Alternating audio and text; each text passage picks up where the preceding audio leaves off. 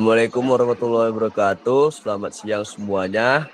Puji syukur kita panjatkan kehadirat Tuhan Yang Maha Esa yang telah memberikan kita kesempatan untuk melakukan JMIT pada siang yang berbahagia ini. Sebelumnya, kami ingin berterima kasih kepada Ibu Rosi Pratiwi Sihombing, MS, yang telah memberikan kami kesempatan untuk mempresentasikan hasil diskusi kami dengan judul Analisis Manajemen Risiko Terhadap Kalasua Cafe and Eatery.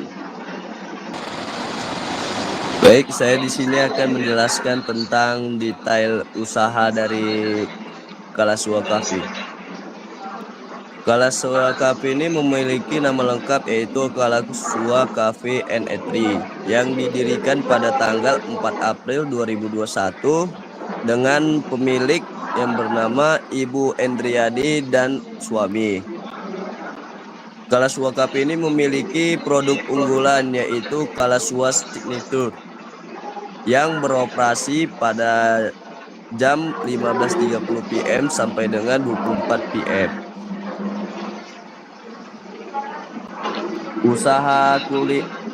Usaha Kalasua ini memiliki karakteristik yaitu usaha kuliner yang menghadirkan perpaduan konsep ruang indoor dan outdoor dengan nuansa yang nyaman dan hangat, cocok untuk semua kalangan. Setiap sudut ruangan dihiasi dengan tanaman hijau yang asri, menciptakan suasana sejuk dan alami yang menenangkan.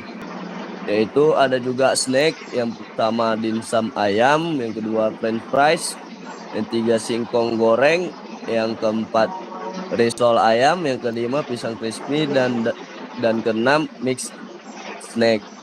Selanjutnya, materi selanjutnya akan disampaikan oleh Graciela. Kepada Graciela kami persilahkan. Baik, untuk selanjutnya akan dibahas oleh saya sendiri, yaitu link informasi dari Kalasua Cafe and Eatery. Phone numbernya itu adalah 0812 6998 5751 dengan sosial media Instagram Kalasua Medan yang beralamat di Jalan Kilo Yosudarso, KM 13,5, Medan, Indonesia 20252. Selanjutnya, visi dan misi usaha. Untuk visi, menjadi tempat berkumpul dan bersantai di berbagai kalangan dengan menghadirkan suasana nyaman, menu makanan, dan minuman yang disajikan dengan hiburan dan permainan yang menyenangkan. Untuk mission, menyediakan variasi makanan dan minuman yang lezat, higienis, dan terjangkau sesuai kebutuhan pelanggan. Yang kedua, menciptakan suasana kafe yang nyaman, hangat, dan cocok sebagai tempat berkumpul maupun bersantai. Yang ketiga, menawarkan berbagai pilihan permainan interaktif untuk menambah pengalaman unik bagi setiap pengunjung. Yang keempat, mengembangkan inovasi dalam konsep kafe agar selalu relevan dengan tren dan kebutuhan masyarakat.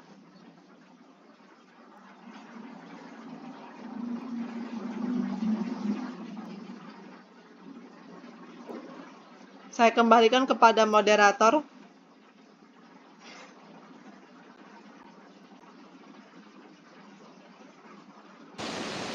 Baik, materi selanjutnya yaitu risiko finansial akan disampaikan oleh saya sendiri. Risiko finansial ini memiliki sasaran yaitu memiliki sistem kelola keuangan yang baik dalam melakukan produksi pada kafe. Apa yang mungkin terjadi?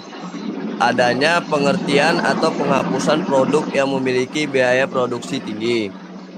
Nah, penyebab terjadinya yaitu yang pertama, kenaikan harga bahan baku berupa kopi, gula aren, dan biaya operasional yaitu berupa biaya listrik, gaji karyawan, dan perawatan kafe.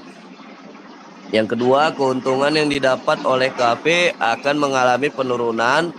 Serta yang ketiga, adanya pergantian produk ke produk yang memiliki biaya produksi yang rendah. Kapan terjadinya risiko finansial ini? Yaitu ketika harga bahan-bahan di pasar sedang mengalami kenaikan. Deskripsi konsekuensi risiko. Yang pertama, pencapaian target laba bulanan terganggu, kemampuan inovasi dan promosi terbatas, serta daya saing kafe menurun di tengah persaingan yang ketat. Yang kedua, dapat mengurangi pendapatan kafe. Dan yang ketiga, pergantian produk ke produk dengan biaya produksi yang lebih rendah. Selanjutnya, tingkat konsekuensi dampak. Tingkat konsekuensi dampak ini diberikan warna merah atau tinggi dikarenakan pemilihan dampak tinggi karena masalah finansial ini membatasi sumber daya yang dibutuhkan untuk promosi dan pengembangan produk baru. Selanjutnya, tingkat kemungkinan terjadi itu diberikan warna kuning atau sedang dikarenakan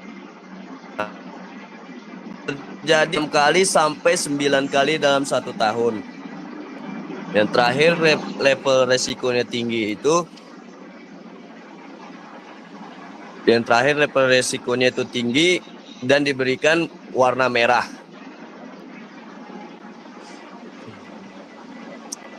Selanjutnya, tingkat prioritas itu tinggi. Tingkat prioritas itu tinggi. Tindakan penanganan resiko. Yang pertama, lakukan negosiasi dengan pemasok untuk mendapatkan harga bahan baku yang lebih baik dan diperiksa semua biaya yang digunakan untuk penghematan. Yang kedua, sesuaikan harga jual produk secara tepat dan tingkatkan promosi untuk menarik lebih banyak pelanggan. Serta yang ketiga, pemilik dapat menggunakan alternatif atau bahan pengganti yang lebih ekonomis saat terjadi kenaikan harga bahan baku. Pengelolaan resiko yaitu pengendalian resiko.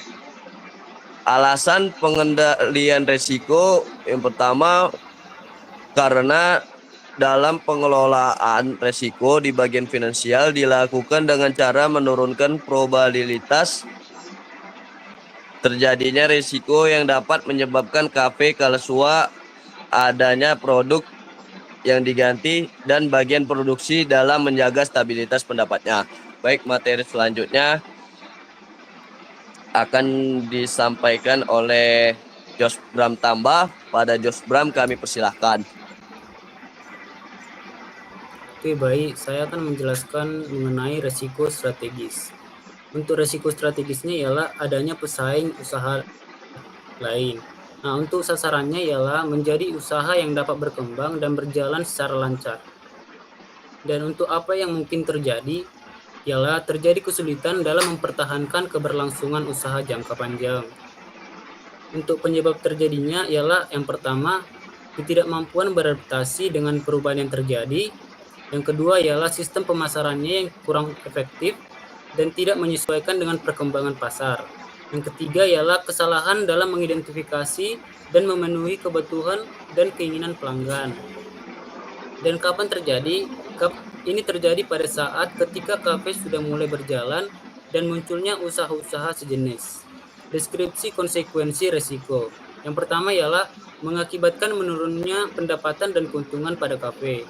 Yang kedua ialah kesulitan dalam mempertahankan keberlangsungan usaha jangka panjang. Yang ketiga ialah membuat pelanggan memilih tempat kafe lain sesuai dengan preferensinya.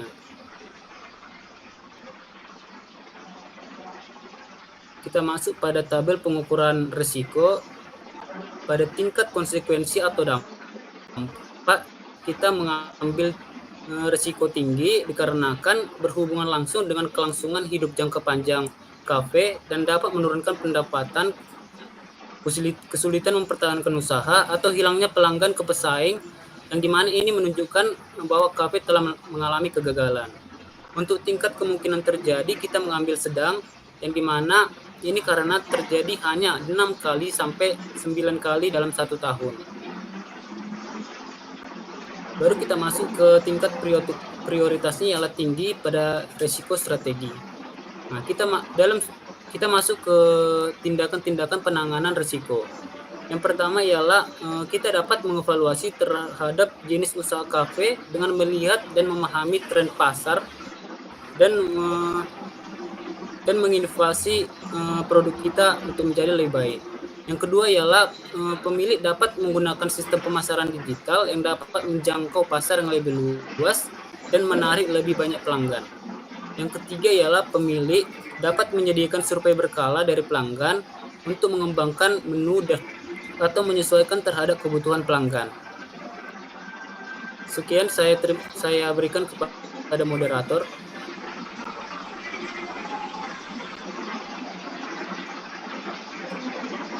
Baik, terima kasih pada Josh.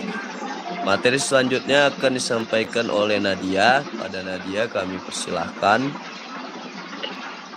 Baik, di sini saya akan menjelaskan risiko yang ketiga, yaitu risiko operasional, yaitu kerusakan pada alat dan mesin.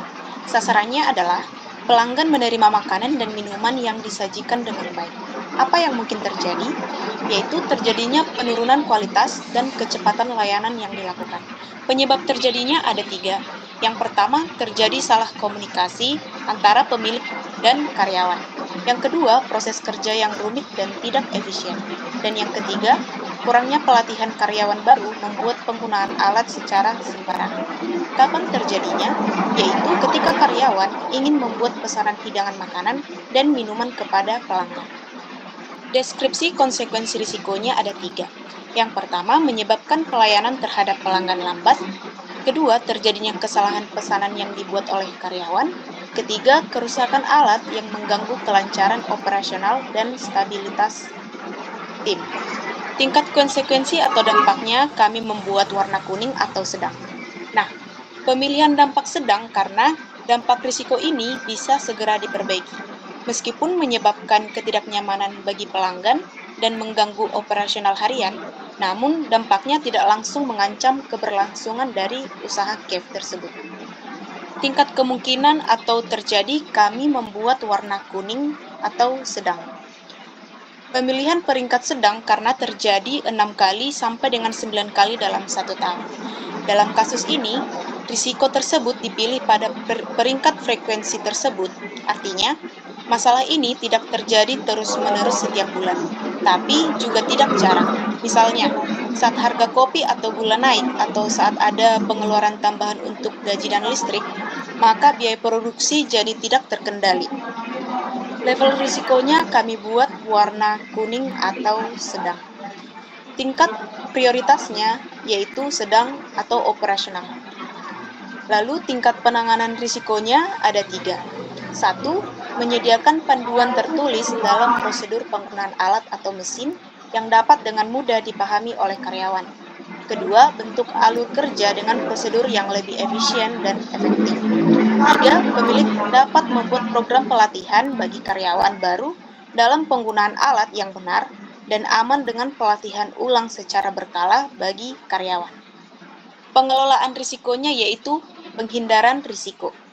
Alasan pengendalian risikonya, penghindaran risiko dipilih karena dalam pengelolaan risiko di bagian operasional dilakukan dengan cara mengantisipasi risiko dalam operasional melalui penyelesaian dalam panduan tertulis dan membentuk alur kerja yang baik sehingga dapat mempengaruhi sistem pelayanan pada cafe tersebut. Sekian materi dari saya kembalikan kepada moderator.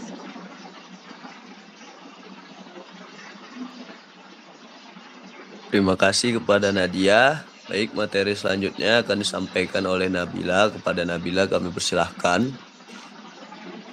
Baik, jadi di sini saya akan menjelaskan terkait resiko kecurangan yang dimana termasuk dalam kategori resiko kecurangan yaitu ketika karyawan memalsukan atau memanipulasi hasil penjualan pada kafe Kalasua. Nah, untuk sasarannya yaitu memiliki karyawan dengan sistem kerja yang jujur dan juga teliti dalam mengakumulasi keuangan hasil penjualan. Nah, apa yang mungkin terjadi? Yang mungkin terjadi yaitu adanya kerugian finansial akibat dari pendapatan yang dimanipulasi. Nah, untuk penyebab terjadinya, yang pertama itu kurangnya pengawasan dan juga kontrol internal terhadap proses pencatatan penjualan. Lalu juga yang kedua, sistem pencatatannya itu masih manual sehingga masih mudah dimanipulasi. Dan juga yang ketiga, rendahnya kejujuran yang memang dimiliki oleh karyawan tersebut. Nah, kapan terjadinya? Yaitu ketika karyawan melakukan rekapan hasil penjualan yang didapat pada hari itu. Kemudian untuk deskripsi konsekuensi risiko, yang pertama yaitu menyebabkan kerugian finansial, lalu yang kedua pencatatan laporan keuangannya itu dibuat tidak akurat, dan yang ketiga hilangnya kepercayaan pemilik usaha kafe ini terhadap karyawan lainnya. Nah, lalu untuk pengukuran resiko, yang pertama tingkat konsekuensi atau dampak, kami memilih warna kuning yaitu sedang, dikarenakan dampaknya ini berkaitan dengan pencatatan keuangan usaha kafe dan juga menimbulkan masalah terhadap kepercayaan dari pemilik kafe dengan karyawannya. Lalu untuk tingkat kemungkinan terjadinya itu kami memilih di warna hijau atau rendah, dikarenakan risiko kecurangan ini itu tidak terjadi setiap hari, karena masih dalam pengawasan juga, dan dalam setahun itu kemungkinan terjadinya hanya 1-3 kali dalam setahun. Jadi secara keseluruhan untuk level risikonya itu berada di warna kuning atau sedang, dan untuk tingkat prioritasnya juga sedang. Kemudian untuk tindakan penanganan resikonya, yang kami menyarankan yang pertama menerapkan pengawasan secara berkala terhadap hasil transaksi penjualan, dan juga dengan menetapkan 1 atau 2 orang yang memang bertanggung jawab untuk memeriksa laporan keuangan setiap hari.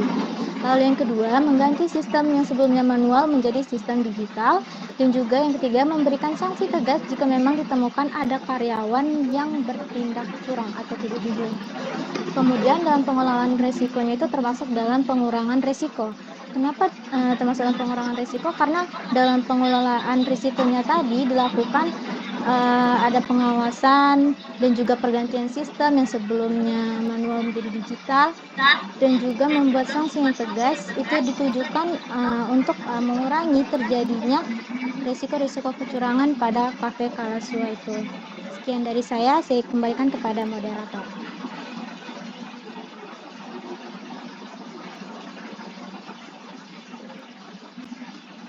Baik, terima kasih kepada Nabila. Materi selanjutnya akan disampaikan oleh Graciela. Kepada Graciela kami persilahkan.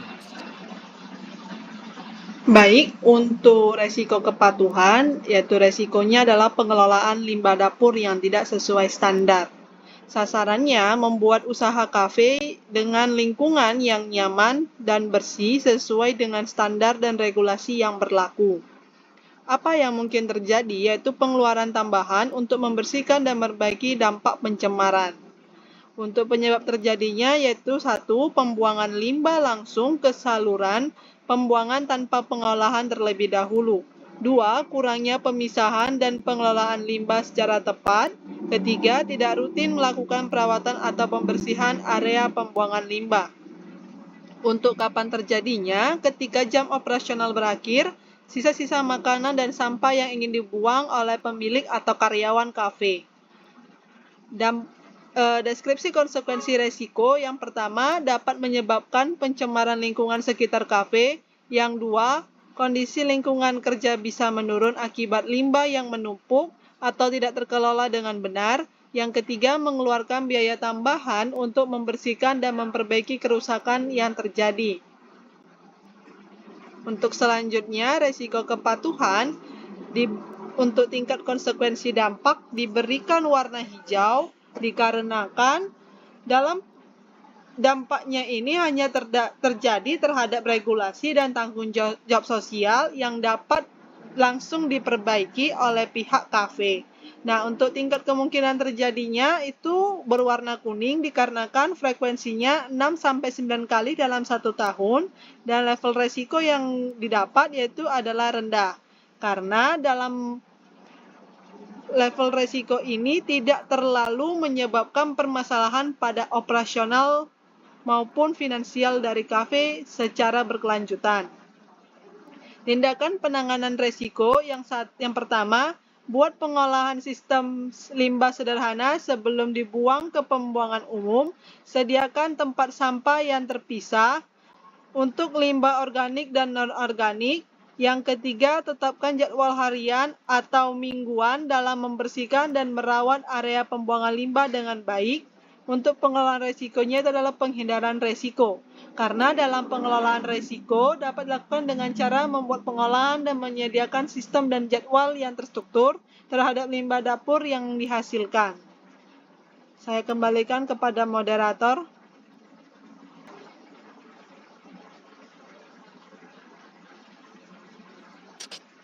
Baik, terima kasih kepada Graciela yang telah menyampaikan materinya. Baik, kita telah berada di ujung presentasi. Kelompok 6 undur diri. Kami maaf. Wassalamualaikum warahmatullahi wabarakatuh.